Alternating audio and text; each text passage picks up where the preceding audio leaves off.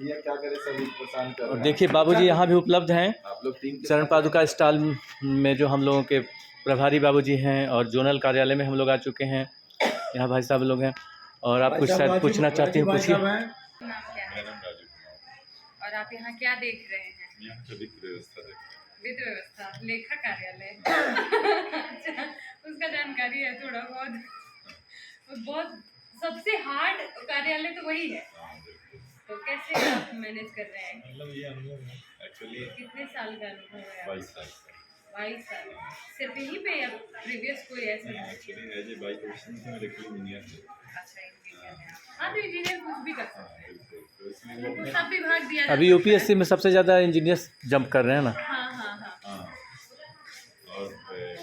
और ये तो भगवान की व्यवस्था है। यहाँ पे 2 नंबर वाला काम चल नहीं सकता है। बिल्कुल, इन और आउट दोनों हमें देखना है। सबसे बड़ी चीज़ यही है। तो अभी 3 दिन से आप यहीं हैं। आप पूरे भारत में जहाँ ऑल ओवर जहाँ इंडिया होगा में नहीं। वहाँ जाएंगे। ऑल ओवर इंडिया में हम लोग 9 स्टेट घूम चुके हैं। 9 स्टेट घूम लिए। तो अभी जहाँ जहाँ प्रोग्राम बनेगा वहाँ वहाँ आप जाएंगे। खास करके इस तरीके 108 को 108 नहीं, अश्वमेध अगर होगा जहाँ जहाँ हम जाएंगे। लेकिन ये तो हमारा क्षेत्रीय स्तर का है। तो क्षेत्रीय स्तर में हम लोग जितना मतलब क्षेत्रीय स्तर के लिए इसलिए होता है प्रोग्राम कि जैसे हमारे गुरुदेव का एक नारा था कि मनुष्य में देवत्व और धरती पे उदय।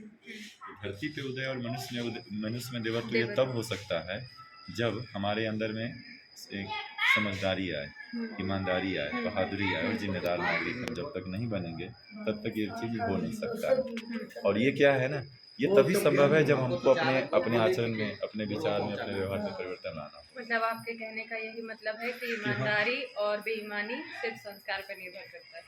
अच्छा, करेक्ट। और हम अगर दूसरे को न देखें, हम अपने आप को देखें। बहुत सरल है दूसरे का कमी निकालना और बहुत कठिन है अपनी कमी को देखना। जो व्यक्ति अपनी कमी को अगर देखना शुरू कर गया, समझिए वो युग निर्माण योजना के पथ पे चलना शुरू कर। और आने वाला समय भगवान का, और उसी के लिए 108 को लिया गया और इस तरह का कार्यक्रम होते रहते हैं। ये लोगों को थोड़ा झंझोड़ने के लिए होता है। जैसे अग्नि के ऊपर जो राख जम जाता है और जब राख हटता है तो फिर वो अग्नि अपनी अंगार का रूप दिखाती है।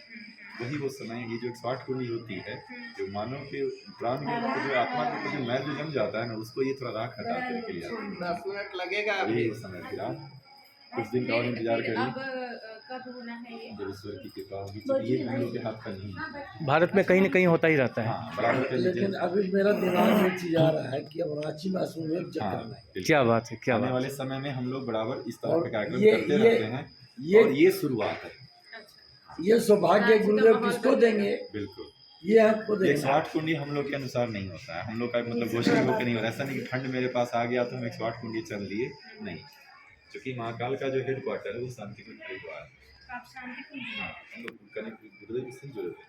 ये जो आप पोशाक देख रहे हैं ना, ये जिस परिवार का नहीं, एक तो पोशाक आप है। रहते यहाँ हैं बट नहीं, हम रहते हैं सुखनगर। हाँ, अच्छा, रहते अशोकनगर मैंने में। क्या- सनैदानी है। लेकिन मेरा कहना है कि आप शांति कुंज में नहीं रह रहे हैं ना, यहाँ रह रहे हैं बट उनसे जुड़े हुए प्रतिनिधि हैं और वहीं। कार्य कर एक रहे हैं। मेरी बात सुनिए। सीता जी लक्ष्मण जी को बोले थे जब दिया वह है नहीं साथ में तो कैसे काम मिलेगा।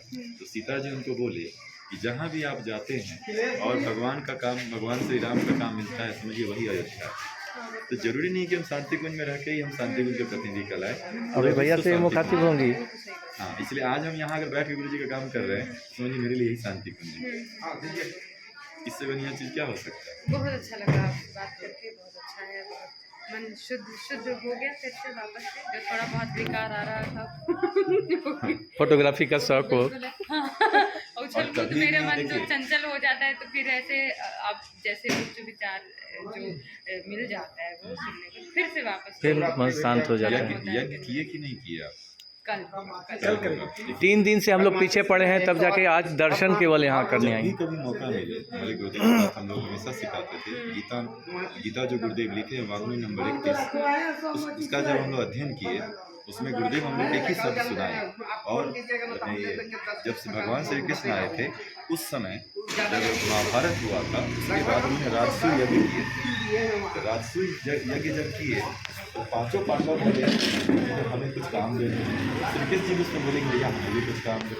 तो राजसूय 5 पांडव बोले कि भगवान आप तो भगवान है, आप सिर्फ ये देखिए कि हम लोग कौन सा काम कर रहे हैं, अगर कुछ इसमें कमी लग जाए तो आप हमें बता दीजिए और हम उसको कमी को पूरा करने से कि जीत पे आ गए, लेकिन हमें नहीं काम करना। तो तब धर्मराज युधिष्ठिर बोले कि भगवान जब जीत पे आ ही गए तो इतनी बड़ी व्यवस्था है, आपके लायक जो व्यवस्था लगता है आप उसी व्यवस्था को ले लीजिए।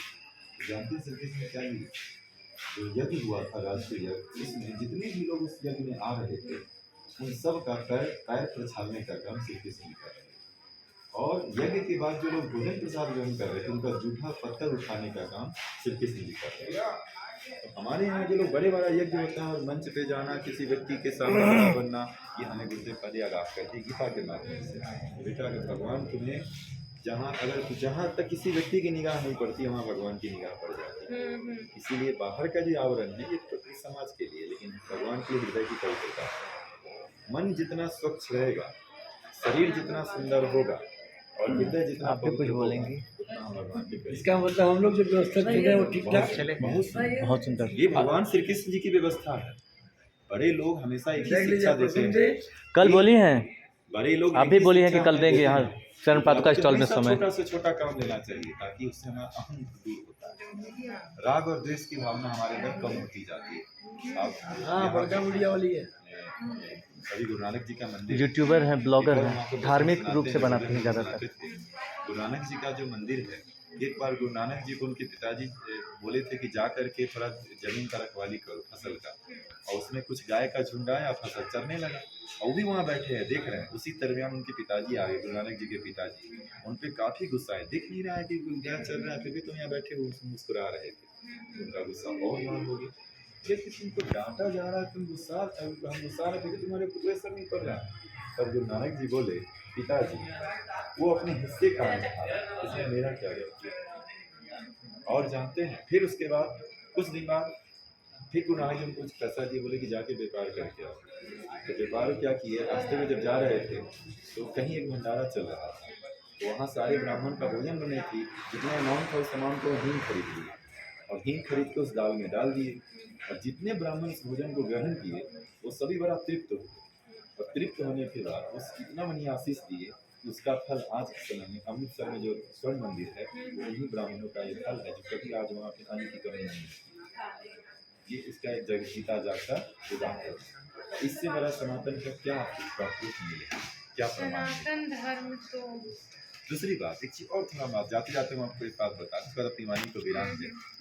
आज आप जिनके प्रांगण में खड़े हैं और जिनके प्रांगण में आप फोटो शूट कर रहे हैं, ये हमारी माँ है, जो हम सब के अंदर जो प्राण है, प्राण के देवता आदि शक्ति स्वरूपा माँ गायत्री। और ये जो हम सब के नाक के अंदर जो सांस चल रहा है, हम सब के अंदर ही नहीं, पूरे विश्व में जितने भी पेड़ पौधा जीव जंतु हैं जो सांस लेती, सब सांस लेती है। इस सांस के देवता इनके पतिदेव हैं। इनके पतिदेव कौन है? सविता देव, जिनको हम सूर्य भगवान देखते हैं। और यही महाभारत भी देखे, यही रामायण भी देखे, इनका हम लोग भी दर्शन कर रहे हैं। तो जिनके परिवार में हमारे जन्म देने वाले माँ पिता वो भी भगवान है, लेकिन प्राण और सांस माँ पिता नहीं दिए, वो देने वाले कौन है? आदि शक्ति स्वरूपा माँ। लेकिन उसको हम भूल क्यों जाते हैं? जन्म हो जाने के बाद हम इनको भूल जाते हैं, फिर इनकी याद कब आती है? जब शरीर छूट जाता है, उसके बाद दर्पण आता है, भूल गए। और तब जब समय छटपटाहट होती है, कर्मों का जब आकलन किया जाता है, और जब चील कौआ में हमारा जन्म होता है, तो उस समय बड़ी अंदर से अफसोस होती है। ऐसे जैसे हम लोग को टाटा पावर में कहीं नौकरी मिल रहा होता है और हम जाते हैं, मेरी सिलेक्शन नहीं होती है, और कितना मन में तकलीफ होता है। एक सिलेक्शन हम वहाँ भी लाइन में लगे होते हैं, जब मनुष्य का शरीर छूटता है और जब हम जाते हैं वहाँ पे, और जब हम भी उस लाइन में लगे होते हैं कि भैया हमको ही मानव शरीर फिर मिले, और जब नहीं मिलता उस तरह का मेरा कर्म नहीं होता है, तब पता चलता है कि कितनी बड़ी गलती कर दी। पूजा पाठ करने से वापस मनुष्य क्या पूजा पाठ करने से पहले हमें अपने आचरण विचार व्यवहार को सही करना खाली चाहिए। पूजा पाठ तो एक बस शिक्षा, वो तो ऊपर ही दिखावा होगा। बस समाज को दिखाने के अंदर लिए का है। आत्मा जो है, मन का मैल नहीं, सबसे पहले तो दूसरा को दर्द समझना चाहिए। चला जाए। और जल्दी से पूछना है तो पूछ लीजिए किसी से कुछ। पूछना हो तो पूछ सकते हैं। भाई साहब से कुछ और पूछना है हम इनसे इनकी बातों तो एक बार कम से कम नमस्कार करके छुट्टी ले लें। हरिओम। और ये कल पूर्णाहुति है यज्ञ का, जरूर आप आएँ। पीछे माता जी ये भी कुछ और बोलेंगे। सुबह में बहन जी, सुबह में आपका 7 बजे तक 7:30 तक आपकी दर्शन जरूर हो। हाँ सर, हाँ, एकदम और आइए, पूरे कल परिवार के पूर्णाहुति साथ है, आइए, कल तो- ये भगवान का चीज। कल तो भैया लोग के भी विदाई हो जाएगा, टोली फिर चले जाएंगे हरिद्वार। बिल्कुल। चलिए।